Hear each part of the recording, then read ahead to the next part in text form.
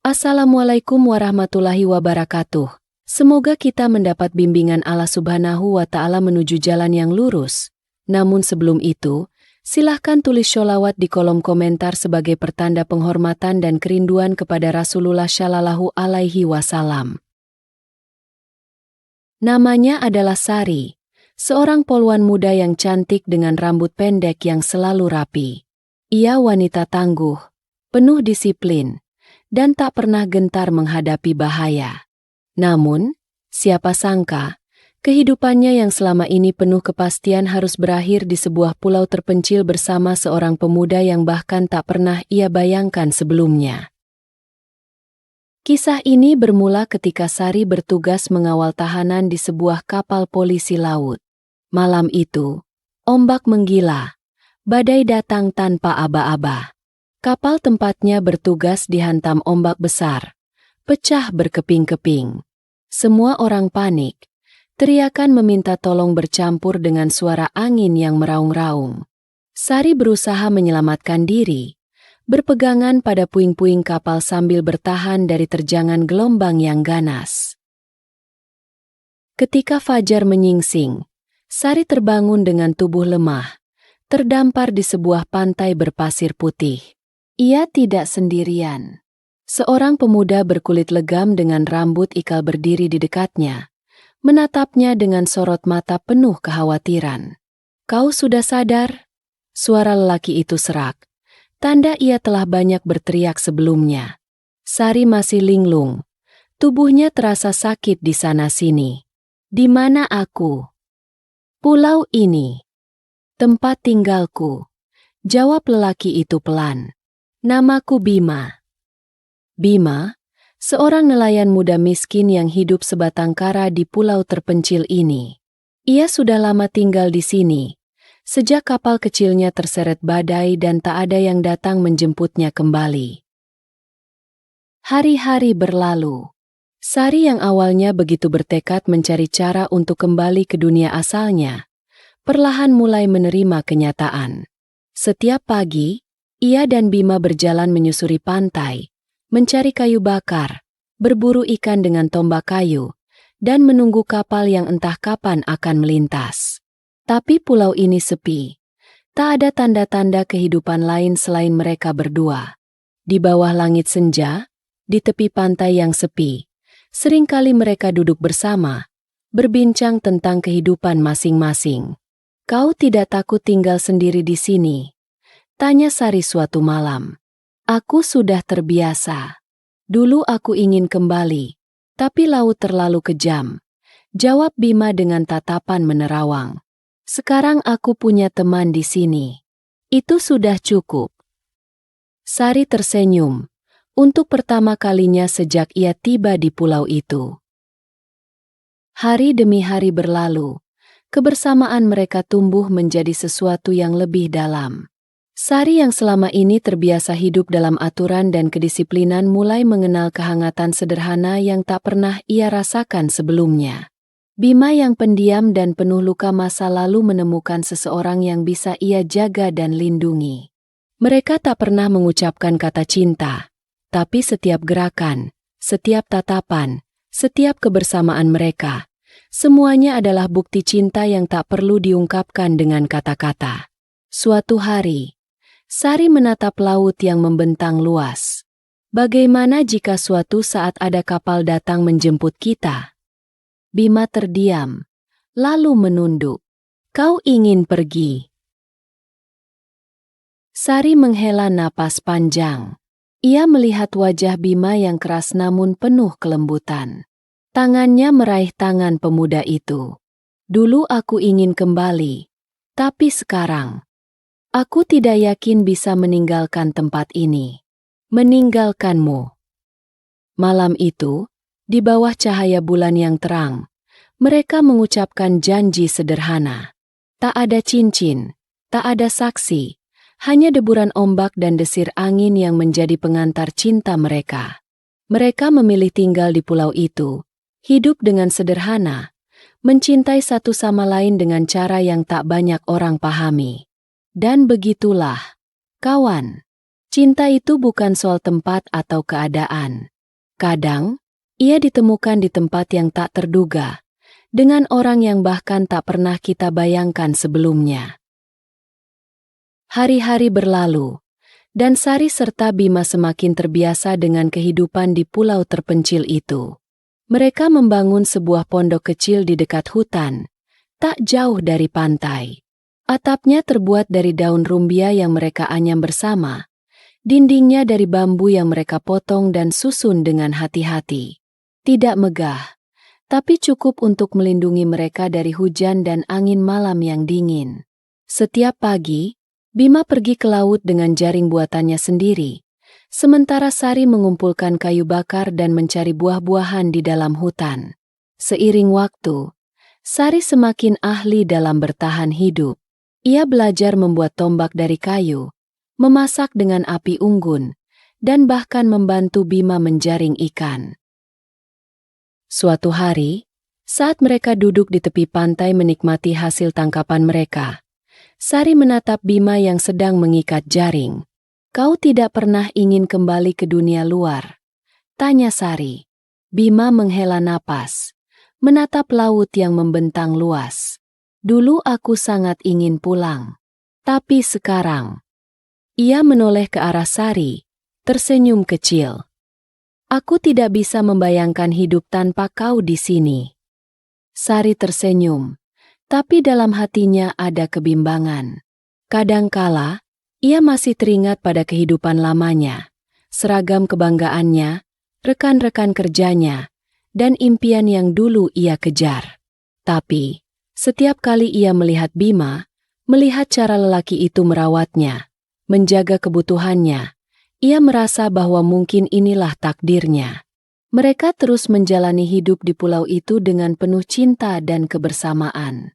Namun, cobaan tidak pernah berhenti datang. Suatu malam, badai besar kembali datang. Angin menerjang pepohonan, ombak menggila, dan hujan turun dengan derasnya. Pondok kecil mereka bergoyang diterpa angin, dan mereka berdua hanya bisa bertahan di dalam, saling berpegangan erat. Ketika pagi tiba, mereka melihat kehancuran yang ditinggalkan badai. Pondok mereka sebagian roboh, jaring ikan Bima hanyut terbawa arus, dan sebagian hutan tampak porak-poranda.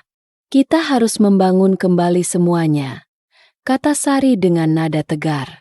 Bima mengangguk, meski lelah tampak jelas di wajahnya. "Aku akan membuat jaring baru. Tapi mungkin kita harus mencari tempat yang lebih aman untuk membangun pondok baru." Hari itu mereka bekerja tanpa henti, mengumpulkan kayu, membangun kembali rumah kecil mereka, dan mencari makanan seadanya. Namun, sebuah kejadian mengejutkan terjadi keesokan harinya. Di pagi yang cerah setelah badai, Sari sedang berjalan di tepi pantai saat ia melihat sesuatu di kejauhan. Sebuah kapal kecil terombang-ambing di tengah laut. "Kapal!" teriaknya sambil berlari kembali ke pondok. Bima segera berlari ke pantai dan melihat kapal itu juga. Mereka saling berpandangan. Hati mereka penuh kegelisahan. "Kita harus memberi tanda," seru Sari. Mereka segera membuat api unggun besar di tepi pantai, berharap kapal itu akan melihat mereka. Beberapa menit terasa seperti berjam-jam. Kapal itu tampak melambat, lalu berbelok ke arah pulau. Hati Sari berdebar. Ini adalah kesempatan mereka untuk kembali ke dunia luar. Tapi di saat yang sama, ia menyadari sesuatu. Apakah ia benar-benar ingin pergi? Saat kapal itu semakin dekat, seorang pria tua yang mengenakan pakaian nelayan melambaikan tangan. "Hei, kalian baik-baik saja?" Bima menatap Sari. "Apa yang akan kau lakukan?" Sari terdiam sejenak. Lalu, dengan suara yang mantap, ia berkata, "Aku akan tetap di sini." Bima menatapnya dengan mata penuh haru. "Benarkah?" Sari mengangguk. "Aku sudah menemukan rumahku. Bukan di kota, bukan dengan seragamku, tapi di sini, bersamamu." Pria tua itu terkejut mendengar keputusan mereka. "Kalian yakin? Kami bisa membawa kalian kembali." Bima menatap pria tua itu dan tersenyum. "Terima kasih, Pak. Tapi kami sudah menemukan tempat kami di sini." Pria tua itu mengangguk, lalu menyerahkan beberapa perbekalan, beras, garam, dan pisau tajam, sebelum kembali ke kapalnya dan pergi, meninggalkan Sari dan Bima yang berdiri bersama di tepi pantai. Hari-hari setelah itu terasa lebih ringan. Mereka tidak lagi menunggu diselamatkan, tidak lagi menantikan kapal lain datang. Mereka menerima kehidupan mereka di pulau itu sepenuh hati. Sari dan Bima akhirnya menikah di bawah langit biru dan deburan ombak, tanpa upacara megah, tanpa saksi selain alam yang menyaksikan janji mereka. Mereka hidup sederhana, berbagi suka dan duka bersama. Bertahun-tahun kemudian, sebuah kapal lain melintasi pulau itu. Di dalamnya, seorang nelayan bercerita tentang sepasang suami istri yang hidup di pulau terpencil, membangun rumah dengan tangan mereka sendiri, dan hidup dengan cinta yang lebih kuat dari samudra itu sendiri. Dan begitulah, kawan, cinta sejati tidak selalu ditemukan di tempat yang mewah atau penuh kemudahan. Kadang, ia ditemukan di pulau terpencil, di antara ombak dan angin, di dalam hati dua orang yang memilih satu sama lain, melawan segala rintangan. Mereka mungkin tidak punya dunia, tapi mereka memiliki satu sama lain. Dan bagi mereka, itu lebih dari cukup. Hari-hari berlalu dengan damai bagi mereka. Pondok kecil mereka semakin kokoh, kebun kecil yang mereka tanam mulai memberikan hasil, dan hidup terasa lebih ringan. Tak ada suara klakson, tak ada kesibukan kota, hanya suara ombak, kicauan burung, dan hembusan angin laut yang menjadi musik kehidupan mereka. Namun, pada suatu pagi yang berbeda dari biasanya, Sari bangun dengan perasaan aneh. Tubuhnya terasa lemah, perutnya terasa mual, dan kepalanya pusing. Awalnya, ia mengira itu hanya karena kelelahan atau makanan yang kurang cocok. Tapi hari demi hari, rasa mual itu semakin sering datang, terutama di pagi hari.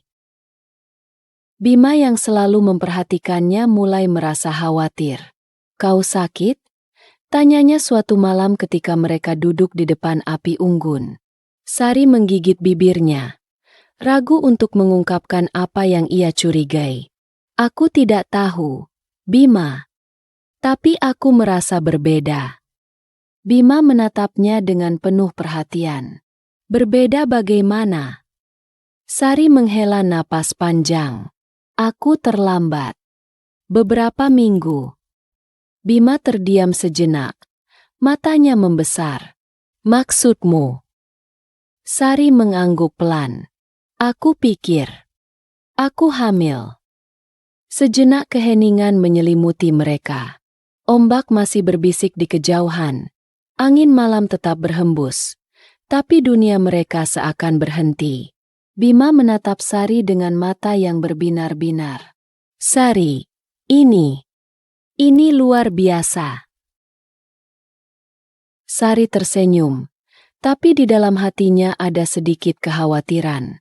"Tapi, Bima, kita di sini, di pulau terpencil. Bagaimana jika terjadi sesuatu? Bagaimana jika aku butuh bantuan medis?" Bima meraih tangan Sari, menggenggamnya erat. "Kita akan melewati ini bersama. Aku akan menjagamu. Aku akan menjaga anak kita." Dan sejak malam itu, dunia mereka berubah. Sari menjalani kehamilannya dengan segala keterbatasan. Tidak ada dokter, tidak ada vitamin kehamilan, tidak ada alat pemeriksaan canggih. Hanya alam yang menjadi penyembuh dan suaminya yang setia mendampinginya. Bima semakin rajin berburu dan mencari makanan yang lebih bergizi untuk Sari. Ia memancing ikan yang lebih besar, mencari telur burung di dalam hutan, dan mengumpulkan buah-buahan liar yang bisa memberikan nutrisi. Ia juga membuatkan Sari tempat tidur yang lebih nyaman, dengan anyaman daun kelapa sebagai alasnya. Namun, kehamilan bukan hal yang mudah, terutama bagi seorang wanita yang terbiasa dengan kehidupan aktif seperti Sari. Ada hari-hari di mana tubuhnya terasa begitu lelah. Ada malam-malam di mana ia sulit tidur karena punggungnya terasa sakit. Kadang, ia menangis dalam diam, merindukan keluarganya yang jauh, merindukan seorang bidan yang bisa membantunya. Tapi setiap kali ia melihat Bima, melihat ketulusan dan usaha lelaki itu untuk memastikan dirinya baik-baik saja, ia tahu bahwa ia tidak sendirian. Bulan demi bulan berlalu, perut Sari semakin besar. Ia bisa merasakan bayinya bergerak di dalam, sebuah keajaiban kecil yang membuatnya lupa akan segala ketakutannya. Bima sering meletakkan tangannya di perut Sari, merasakan kehidupan yang tumbuh di dalamnya. "Kau pikir dia akan seperti siapa?" tanya Bima suatu malam, dengan senyum di wajahnya. Sari tertawa kecil. "Semoga ia punya keberanian sepertimu." Bima menggeleng. "Tidak, semoga ia punya hati yang kuat seperti ibunya." Dan di bawah cahaya bulan, mereka berdua memimpikan masa depan, tentang bayi kecil mereka yang akan lahir di pulau ini, tumbuh dengan cinta tanpa batas, meski tanpa kemewahan dunia. Mereka tahu bahwa hidup di pulau ini tidak akan pernah mudah. Tapi mereka juga tahu bahwa cinta mereka kini semakin kuat. Dan begitulah, kawan. Cinta sejati tidak selalu ditemukan dalam kemewahan, tapi dalam kebersamaan, dalam perjuangan, dan dalam keajaiban kecil yang datang di saat yang tidak terduga. Di sebuah pulau terpencil, di tengah samudra luas, hiduplah sebuah keluarga kecil yang memilih untuk tetap bersama, tidak peduli seberapa sulit perjalanan mereka. Demikianlah sahabat bicara kehidupan. Jangan lupa tulis pendapat komentar kamu ya, tentang kisah video ini. Terima kasih banyak telah berkunjung di channel Kisah Nyata Bicara Kehidupan. Akhir pembahasan. Wassalamualaikum warahmatullahi wabarakatuh.